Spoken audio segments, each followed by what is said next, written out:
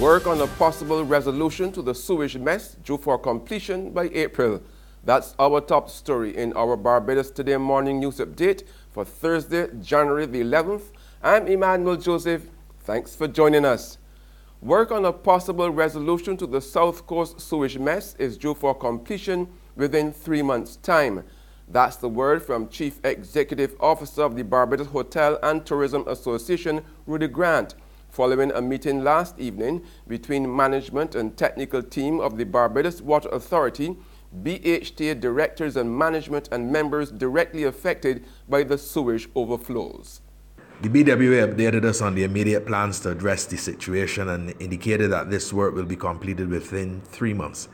In the meantime, it is expected that they will continue the current short-term mitigating measures to provide relief to businesses and residents in the affected areas.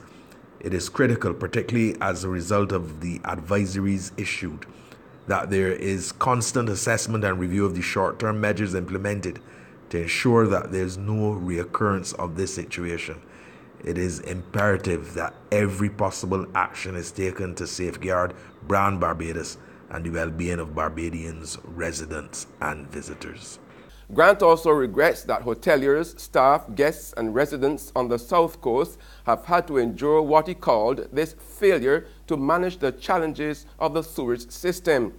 He warned that while the BWA has given some assurances of better management going forward, he said the current national crisis must be addressed by those at the highest level and all resources required must be made available immediately. Meanwhile, despite having over 30 suspected cases of gastroenteritis on its hands, a top public health official has warned that government was not about to order the closure of food establishments along the island's sewage-affected south coast. When asked by Barbados Today to comment on the specific suggestion that has been made in some quarters that the food outlets need to be closed until the current effluent leaks were resolved, Acting Chief Medical Officer Dr. Kenneth George said it's not going to happen. However, while admitting that the current crisis, which has so far forced 2 food operators to close their businesses and part of an apartment hotel to shut down without official order, Dr. George said the situation was fluid and unpredictable at best, but was optimistic that it could be controlled. In other news now, a 36-year-old woman was granted $1,000 bail yesterday when she appeared in court on a criminal charge. Shandette Nicole Bennett of Pickwick Gap, St. Michael, pleaded not guilty to using the threatening words, and we quote, "You believe my child ain't bathed yet? I hate he. I want somebody to kill he. I can't wait for somebody to kill he. I want to kill he," unquote. All allegedly spoken within the hearing of Steve Stewart, which caused him to be alarmed, harassed, or distressed. There was no objection to bail for the emotional woman who claimed that Stout, the father of her child, had interfered with her continuously. She has to be back in court on April 17th.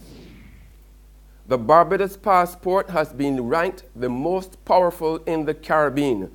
The 2018 ranking, just released by Henley and Partners Passport Index, also rates Barbados' passport as the 24th most powerful in the world out of 104 countries. The index is a global ranking of countries according to the travel freedom that their citizens enjoy. Barbados has visa freedom to 146 countries. CARICOM state, the Bahamas, comes in second to Barbados and is 26th in the world. Germany has the most powerful passport in the world, with its citizens enjoying travel freedom to 177 countries. There's regional and international news after this short break.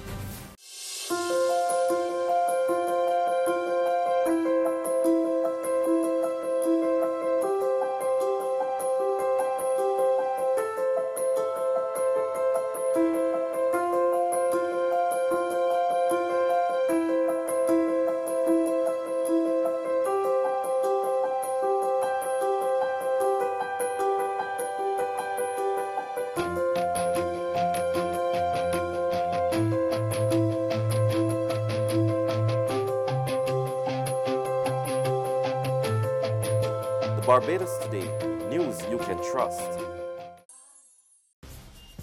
Welcome back with news from the region now. The Antigua and Barbados government has moved a ban on plastic to yet another level and is now crisscrossing the nation in a massive distribution of reusable bags.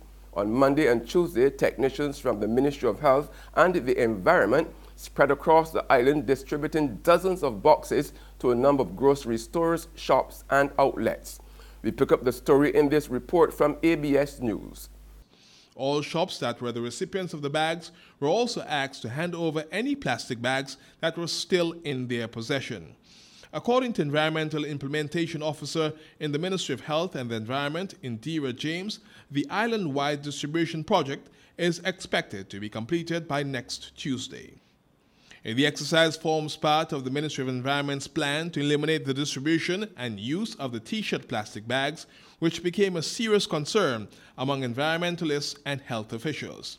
And on the international scene, French actor Catherine Deneuve and about 100 other prominent French women say flirting is not a crime and that the Me Too movement has led to a form of feminism that promotes the hatred of men and of sexuality. More in this Euronews report. The Me Too campaign is making strides in Hollywood, but across the Atlantic it's been lost in translation.